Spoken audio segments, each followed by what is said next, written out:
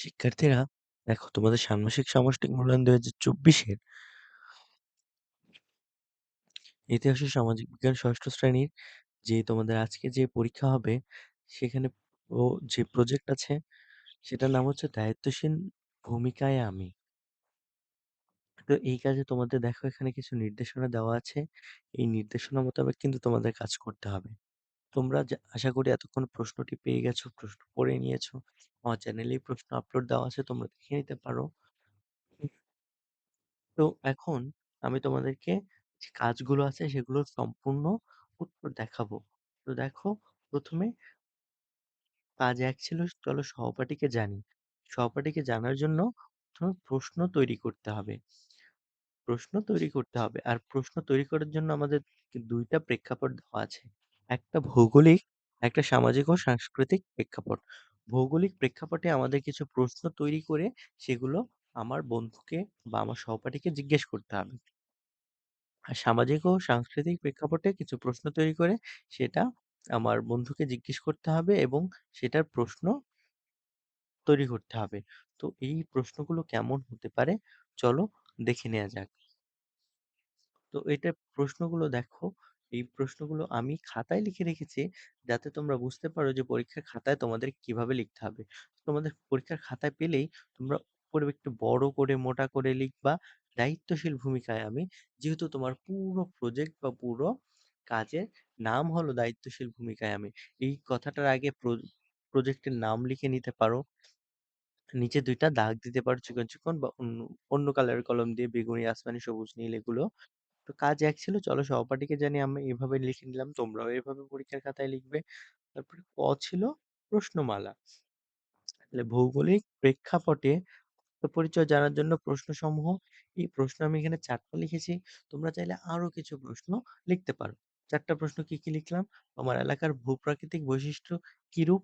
তোমার এলাকার আবহাওয়া ও জলবায়ু কেমন? তোমার এলাকায় কোন, কোন ফসল ভালো জন্মে? তোমার এলাকায় কোন প্রাকৃতিক দুর্যোগগুলো বেশি ঘটে? আসলে ভৌগোলিক আত্মপরিচয় বলতে বোঝাচ্ছে যে সে জায়গা রিলেটেড, সে যেই জায়গাতে থাকতেছে, যে জায়গায় বসবাস করে, সেই জায়গা সম্পর্কিত বিভিন্ন প্রশ্ন। তো সেই জায়গা সম্পর্কে বিভিন্ন প্রশ্ন করে কিন্তু আমরা তার ভৌগোলিক আত্মপরিচয় পেতে পারি। এগুলোর পাশাপাশি তোমরা আরো কিছু প্রশ্ন চাইলে এড করতে পারো। পরের অংশটুকু ছিল সামাজিক ও সাংস্কৃতিক প্রেক্ষাপটে আত্মপরিচয় জানার জন্য প্রশ্নসমূহ। এখানে দেখো, আম যে প্রশ্নগুলো করতে পারি, তোমার ধর্ম কি? আমরা চাইলে কিন্তু তোমার ভাষা কি? হ্যাঁ? এগুলো তোমার মাতৃভাষা কি? এই প্রশ্নগুলো করতে পারি। তোমার ধর্ম কি? তোমরা কি তোমরা কি, কি সামাজিক ও সাংস্কৃতিক রীতিনীতি ও উৎসব পালন করো? তোমরা কোন ধরনের শিল্পকলা বা সংস্কৃতির সাথে যুক্ত? তোমার পরিবার ও এলাকার প্রধান বা এলাকার প্রধান খাদ্যাভ্যাস কি?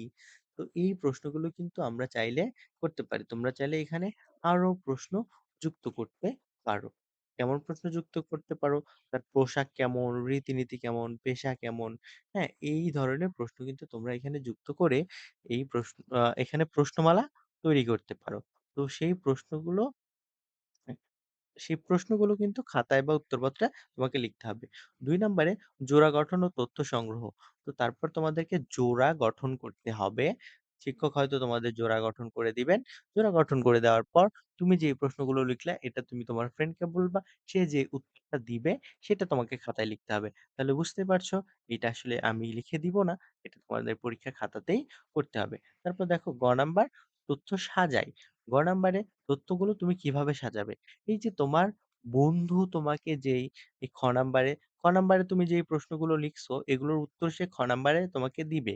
এই খ নাম্বারে তোমাকে উত্তরগুলো দিলে সেই উত্তরগুলো তুমি তোমার মতো করে সাজিয়ে তার একটা আত্মপরিচয় তৈরি করবে। তো এইটার উত্তরটাও তোমরা নিজেরাই করবা। নাম্বার দেখো, সতীর্থ মূল্যায়ন। পুরো কাজ শেষে তোমাদেরকে আ সতীর্থ মূল্যায়ন করতে হবে। এইজন্য তোমাদের কি করতে হবে?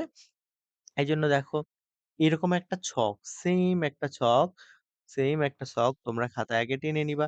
এখানে ৮ পর্যন্ত আছে। এখানে একটা ঘর, এখানে একটা ঘর, এখানে প্রপার্টির নাম, ইউনিক আইডি বা রোল নাম্বার। এখানে আরেকটা ঘরে দেখো হ্যাঁ, না দেওয়া আছে। তো এই সেম ভাবে তোমরা খাতায় তুলে নিবা। আর এখানে যেই প্রশ্নগুলো আছে আমার সহপাঠী অনুসন্ধানের জন্য বিষয়বস্তু নির্ধারণ করেছে। যদি হ্যাঁ করে তাহলে হ্যাঁ তে টিক দিবা, না করলে না তে টিক দিবা। এইভাবে তোমরা এই ছকটা পূরণ করবে। এটা খুবই ইজি। তোমরা এটা পরীক্ষার খাতায় পূরণ করবা। ওকে।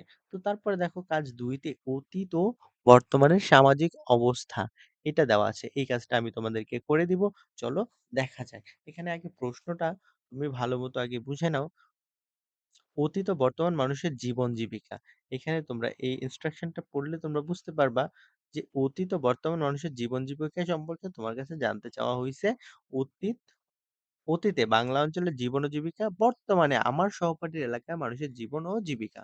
তো এখানে তোমাকে আম এই ছকটা এভাবে একটা নমুনা ছক দেওয়া আছে।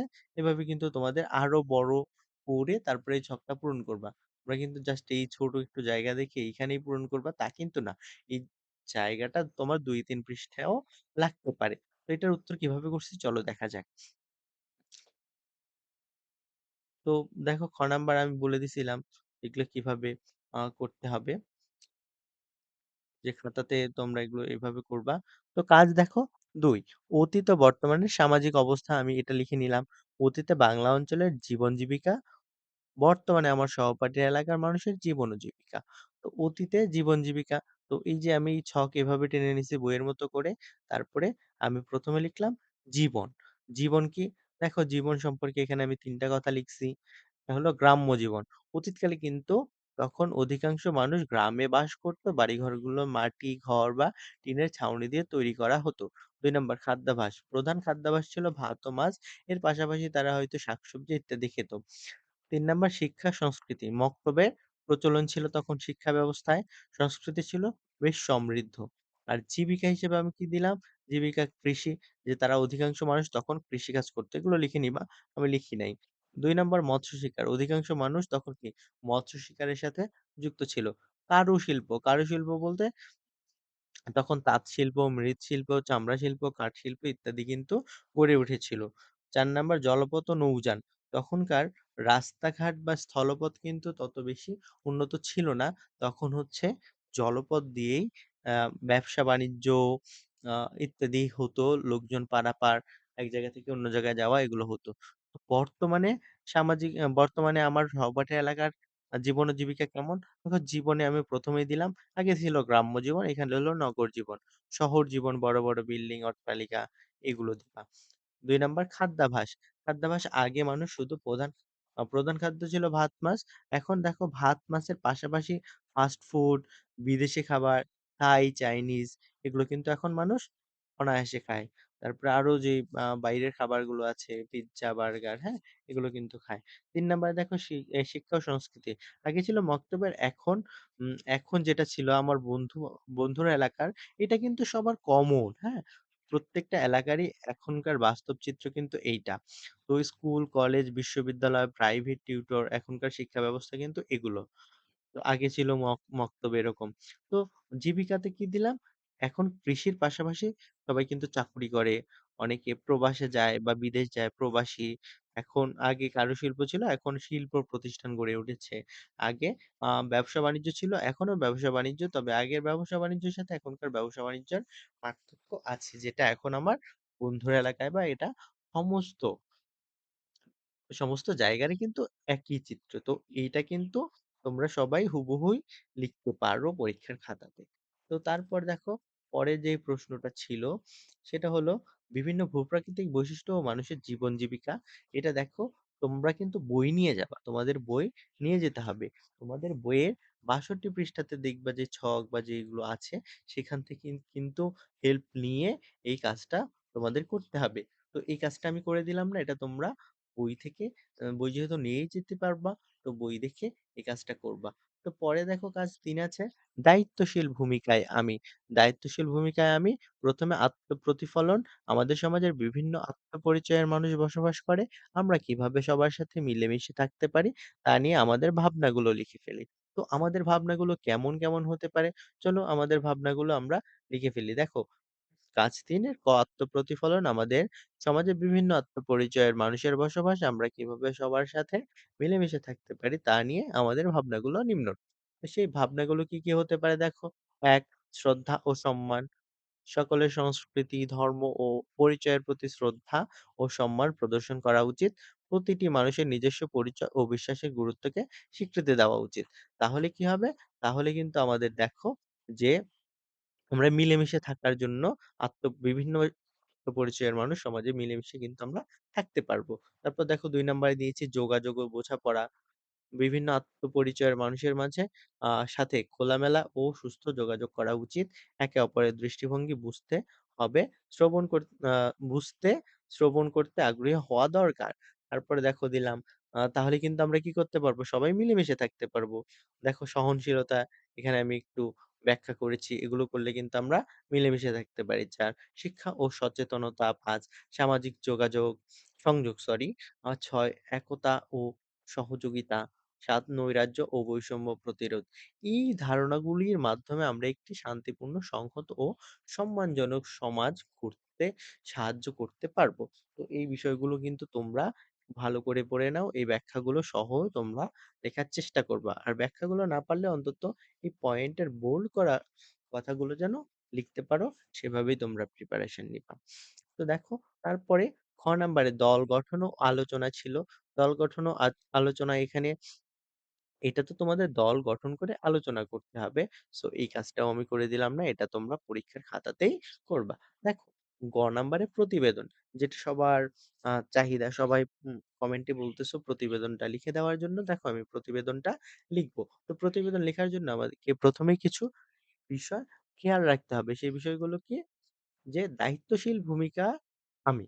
অর্থাৎ তোমার যেই আ প্রতিবেদনটা লিখবা সেটা শিরোনাম বা সেটা শিরোনাম কিন্তু হবে দায়িত্বশীল ভূমিকায় আমি। তারপরে এই প্রতিবেদনটিতে নিচের বিষয়গুলো আমরা উল্লেখ করব। সেই বিষয়গুলো কি? প্রতিবেদনের বিষয়টাই তো এটা বা শিরোনাম। সমাজের নানা রকম আত্মপরিচয়ের মানুষের সাথে মিলেমিশে থাকার জন্য আমি কি করতে পারি সেটা এবং আমি সেটা কিভাবে বাস্তবায়ন করতে পারি। তারপরে আমরা সবাই মিলেমিশে থাকার জন্য একসাথে আম কি করতে পারি সেটা করব এবং সেটা কিভাবে বাস্তবায়ন করতে পারি সেটাও লিখতে হবে। তো দেখো এই ৫ টা বিষয় কিন্তু তোমাকে এই প্রতিবেদনটায় উল্লেখ করতেই হবে। তো প্রতিবেদনটা আমি লিখে রেখেছি। চলো দেখা যাক। তো প্রতিবেদন লেখা। তো প্রতিবেদনের শিরোনাম বা বিষয় এখানে চাইলে তোমরা বিষয় লিখেও এটা লিখতে পারো। তো দেখো সমাজে নানা রকম পরিচয় মানুষের সাথে মিলেমিশে থাকার জন্য আমি কি করতে পারি? তো আমি যা করতে পারি সেগুলো দেখো শ্রদ্ধা ও সম্মান, উন্মুক্ত যোগাযোগ, অংশগ্রহণ, সচেতনতা বৃদ্ধি, সহযোগিতা। আমি যা করতে পারি তার মধ্যে থেকে একটি বাস্তবায়ন কিভাবে করতে পারি? উদাহরণস্বরূপ উন্মুক্ত যোগাযোগ। এখানে দেখো আমি অনেকগুলো নিয়েছি। অনেকগুলোর মধ্যে থেকে যেকোনো একটাকে আমার হচ্ছে বাস্তবায়ন করতে হবে।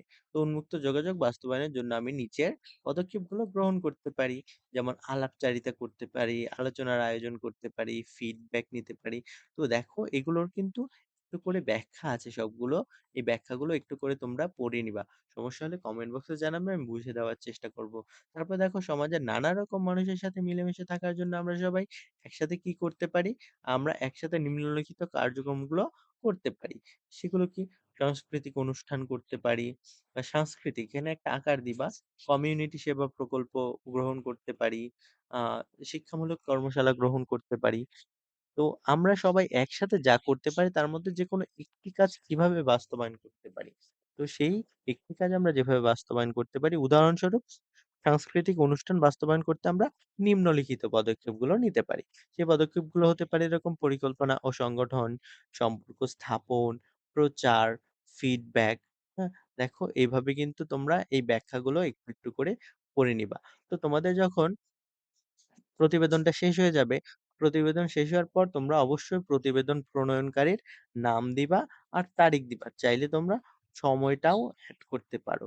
সময়, হুম? চাইলে তোমরা সময় এড করতে পারো। তো এইভাবে তোমরা এই প্রতিবেদনটা লিখবা। আর ওভারঅল এইটাই ছিল তোমাদের পরীক্ষার আ আজকের পরীক্ষার সমাধান। তো আশা করি সমাধানটা তোমাদের পছন্দ হয়েছে। তোমরা চাইলে তোমাদের মতো করেও লিখতে পারো। এখান থেকে সাহায্য নিতে পারো। সবার পরীক্ষা ভালো হোক এই কামনায় আল্লাহ হাফেজ।